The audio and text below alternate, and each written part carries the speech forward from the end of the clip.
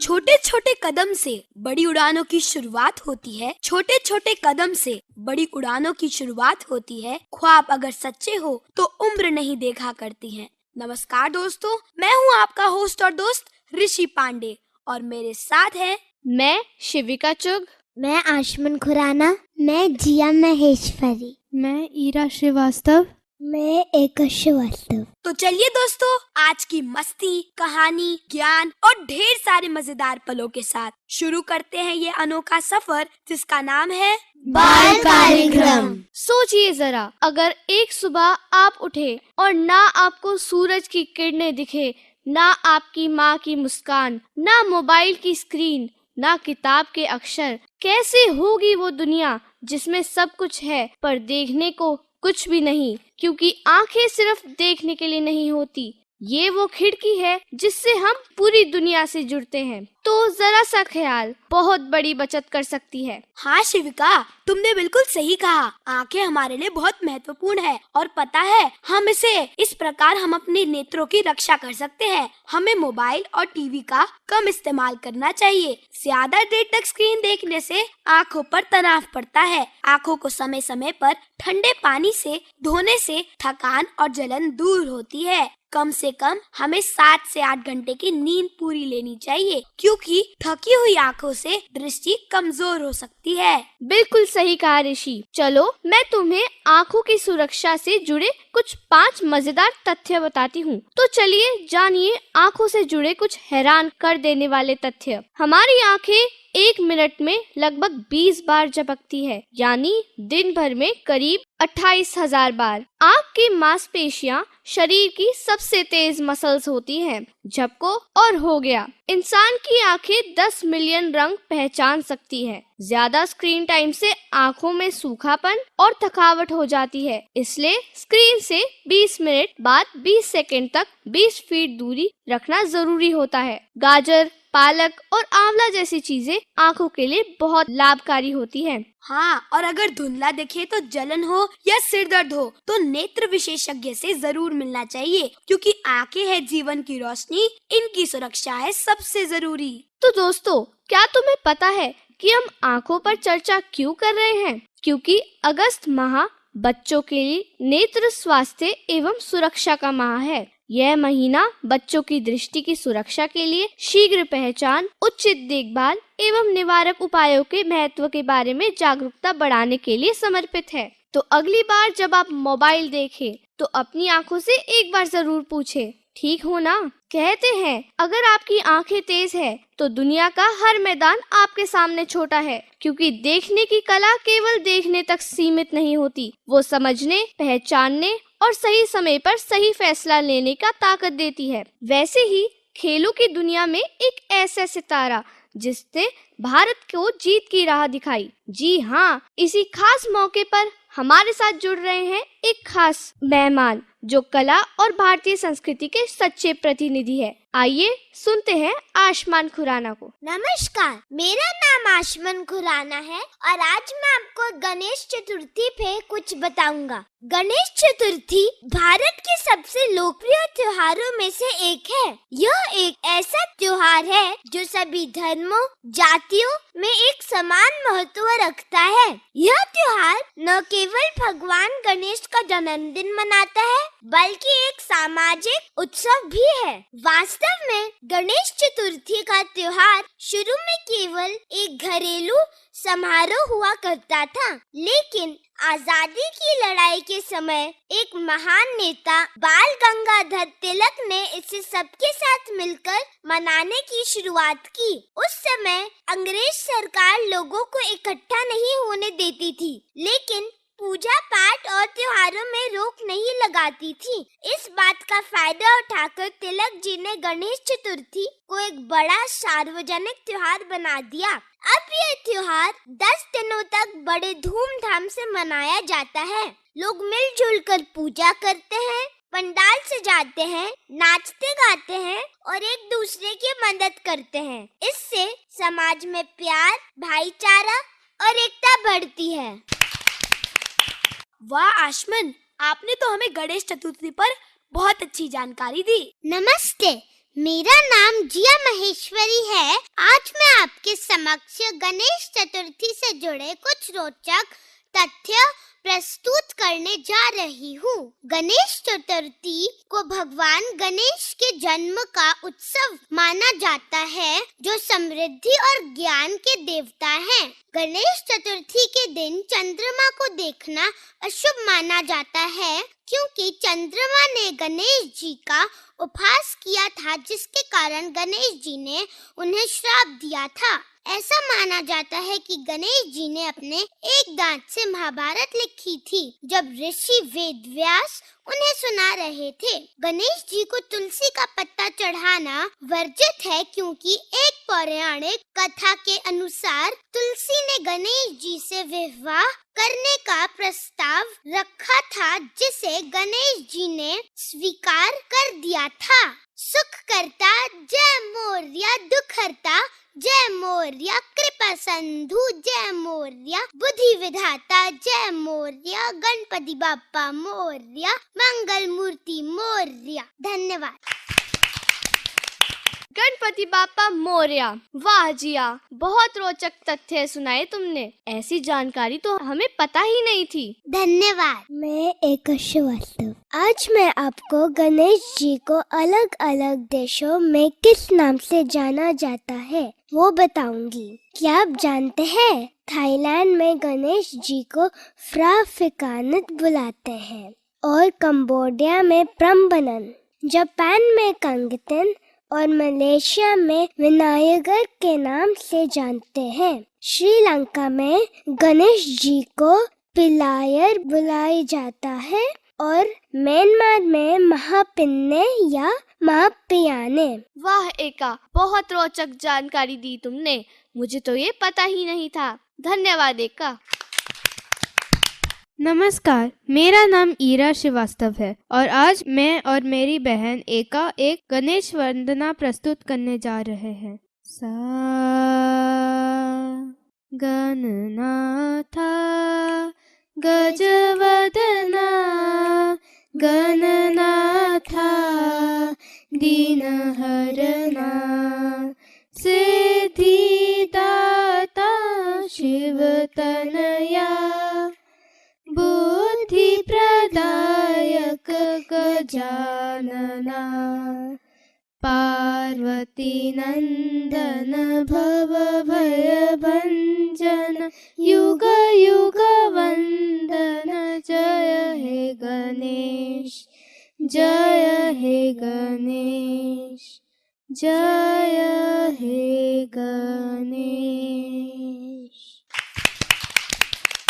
वाह एका और ईरा, आपने तो बहुत मधुर गाया। धन्यवाद। धन्यवाद। और अब जाके अविका का नंबर आया। अगर मुझसे कोई पूछे कि मेरी सबसे पसंदीदा मिठाई कौन सी है, तो मैं बिना एक पल सोचे बोलूंगी मोतीचूर के लड्डू। मुझे मोतीचूर के लड्डू इतने पसंद है कि सामने आ जाए तो मैं सब कुछ भूल जाऊं। अरे, मोतीचूर के लड्डू से याद आया, गणेश चतुर्थी भी बस आने ही वाली है। वो ही तो दिन है जब हर गली नुक्कड़, हर चौराहे पर ढोल ताशों की ऐसी धमाल होती है। वक्रतुंड महाकाय सूर्यकोटि समप्रभा निर्विघ्नं कुरु मे देव सर्व कार्येषु सर्वदा। गणेश चतुर्थी हिंदुओं का एक प्रमुख त्योहार है, जो पूरे भारत में मनाया जाता है, लेकिन विशेष रूप से महाराष्ट्र और कर्नाटक में इसकी धूम अलग होती है। मान्यता है कि इस दिन भगवान गणेश का जन्म हुआ था। जैसे गणपति बापा बुद्धि के देवता माने जाते हैं, तो बुद्धि का विकास केवल शिक्षा से नहीं होता, बुद्धि के विकास के लिए खेलों का भी उतना ही महत्व है।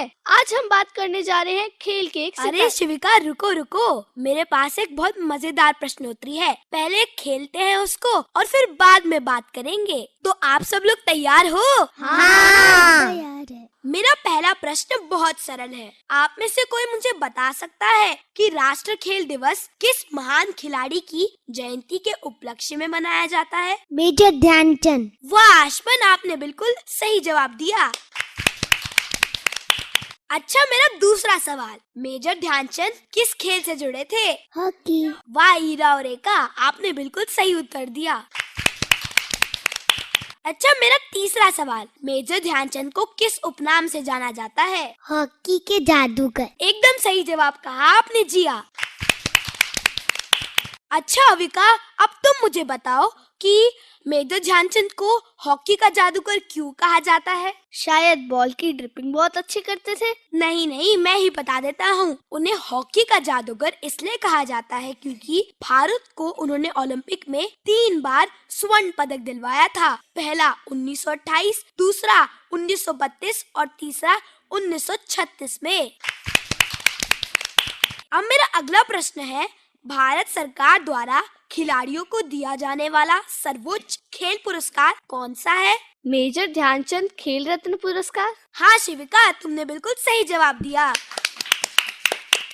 मेजर ध्यानचंद ने हॉकी खेलना किस उम्र में शुरू किया था? 16 वर्ष। बिल्कुल सही जवाब शिविका। और उनका असली नाम क्या था? ध्यान सिंह। बिल्कुल सही जवाब अविका। चलो दोस्तों, मेरे इस प्रश्न का उत्तर जो भी देगा मैं मान जाऊंगा उसकी जीके बहुत स्ट्रांग है। राष्ट्रीय खेल दिवस पर भारत सरकार द्वारा कौन कौन से प्रमुख खेल पुरस्कार प्रदान किए जाते हैं? मेरे ख्याल से पद्म भूषण। नहीं। द्रोणाचार्य पुरस्कार। हाँ आशमन, आपने बिल्कुल सही कहा। द्रोणाचार्य पुरस्कार कोच को दिया जाता है और इसके साथ साथ अर्जुन पुरस्कार भी दिया जाता है। ऋषि भैया, मेरे पास भी कुछ क्वेश्चंस है, पूछूं? हाँ बिल्कुल, मैं तो जवाब देने के लिए हमेशा तैयार रहता हूँ। भारत ने ओलंपिक में अब तक सबसे ज्यादा पदक किस खेल में जीते हैं? हॉकी। बिल्कुल सही जवाब। भारत की पहली महिला बैडमिंटन खिलाड़ी कौन है जिन्होंने ओलंपिक पदक जीता? साइना नेहवाल। बिल्कुल सही जवाब। भारत के किस राज्य को भारतीय खेलों की नर्सरी कहा जाता है? हरियाणा, जहाँ दूध दही का खाना। बिल्कुल सही जवाब जिया। भारत के पहले एकच व्यक्तिगत ओलंपिक स्वर्ण पदक विजेता कौन है और वो किस में जीते थे? अभिनव बिंद्रा, शूटिंग 2008, उसमें ये जीते थे। बिल्कुल सही जवाब। मेरा अगला और आखिरी सवाल, खेल दिवस मनाने का उद्देश्य क्या है? मैं बताऊं? हाँ बताओ। राष्ट्रीय खेल दिवस का उद्देश्य खेलों के महत्व को समझाना, युवाओं में खेल भावना को प्रोत्साहित करना और देश के खिलाड़ियों के योगदान को सम्मान देना है। बिल्कुल सही जवाब ऋषि भैया। तो दोस्तों, अब देते हैं इस प्रश्नोत्तरी को विराम एक प्रेरणादायक पंक्ति के साथ। खेल केवल जीतने के लिए नहीं होते, वे चरित्र बनाने, टीम भावना सिखाने और आत्मनियंत्रण बढ़ाने के लिए भी होते हैं। बिल्कुल सही कहा ऋषि। तो ऋषि और अविका, तुमने इतनी अच्छी प्रश्नोत्तरी प्रस्तुत की। अब मैं मेजर ध्यानचंद से जुड़े कुछ अद्भुत तथ्य बताना चाहूंगी। हॉकी स्टिक और गेंद पर जादू। ध्यानचंद जब खेलते थे तो लोग कहते थे गेंद उनकी स्टिक पर चिपकी रहती है। नीदरलैंड में उनकी स्टिक तोड़ कर देखी गई, ये जांचने के लिए कि उसमें कोई चुंबक तो नहीं। जर्मनी के हिटलर तक चकित हो गए थे। 1936 में बर्लिन ओलंपिक में उन्हें खेल की प्रतिभा देखकर हिटलर ने उन्हें जर्मन सेना में ऊंचा पद ऑफर किया, लेकिन ध्यानचंद ने नम्रता से ठुकरा दिया। उन्होंने कहा, मुझे सिर्फ अपने भारत की सेवा करनी है। 3 ओलंपिक गोल्ड मेडल। भारत ने 1928, 1932 और 1936 के ओलंपिक में हॉकी के स्वर्ण पदक जीते। और इन तीनों में मेजर ध्यानचंद ने अहम भूमिका निभाई।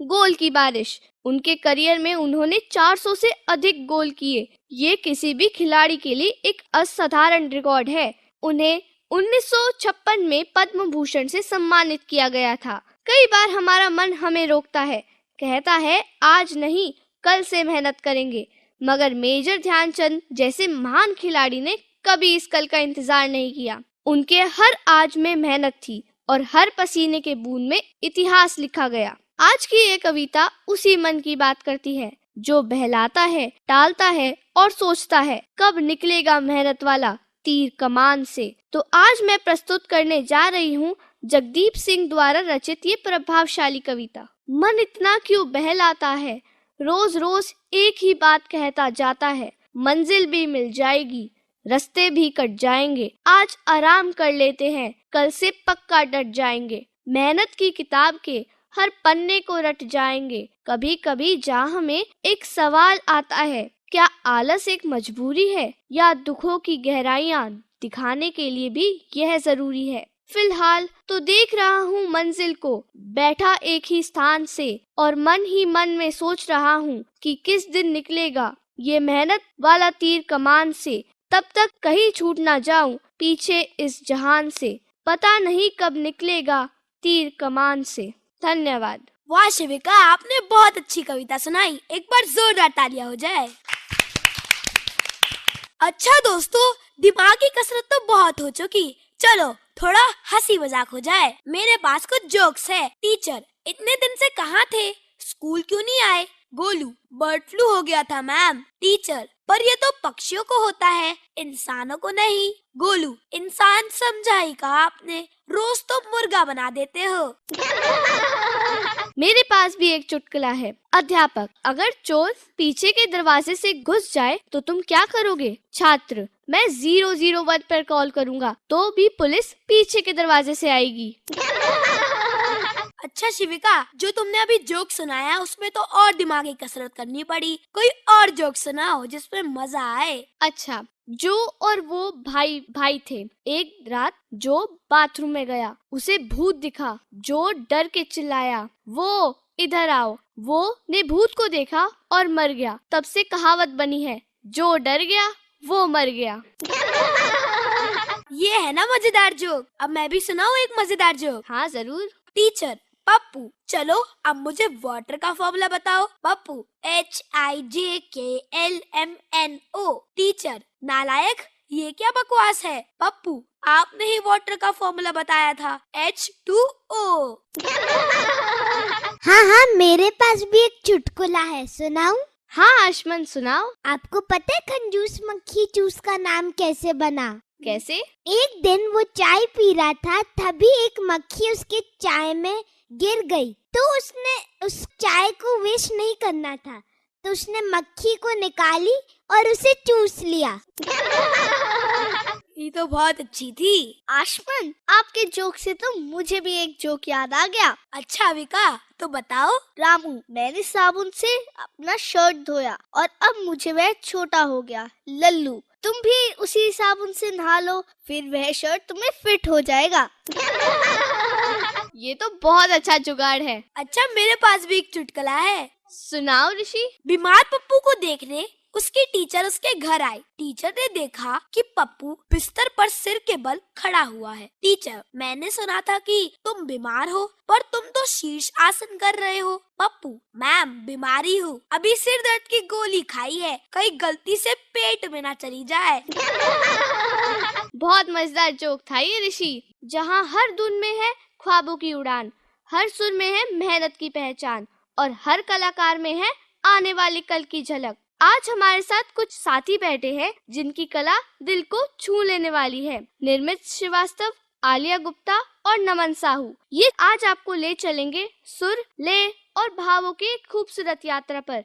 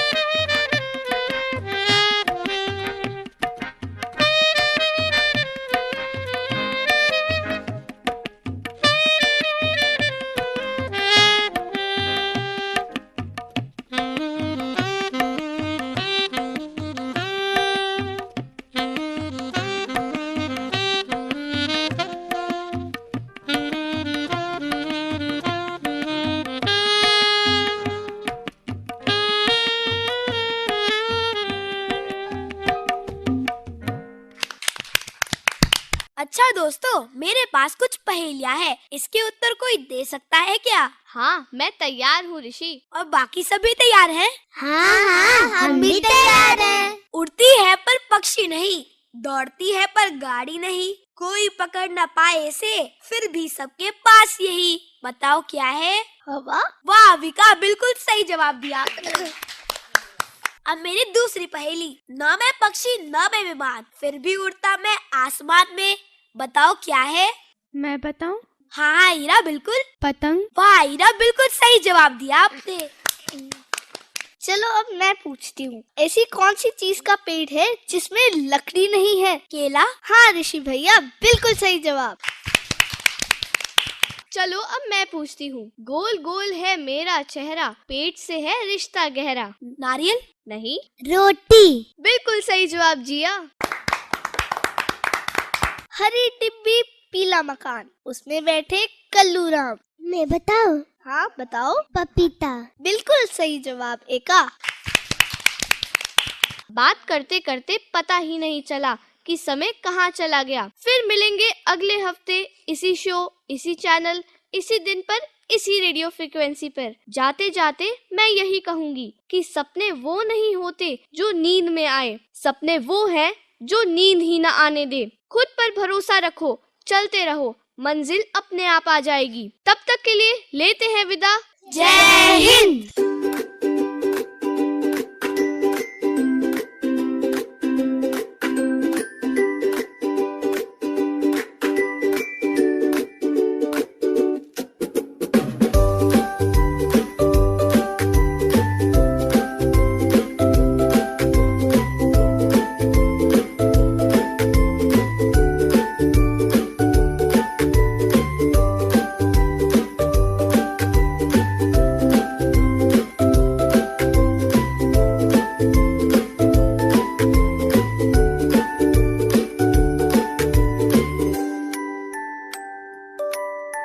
Thank you.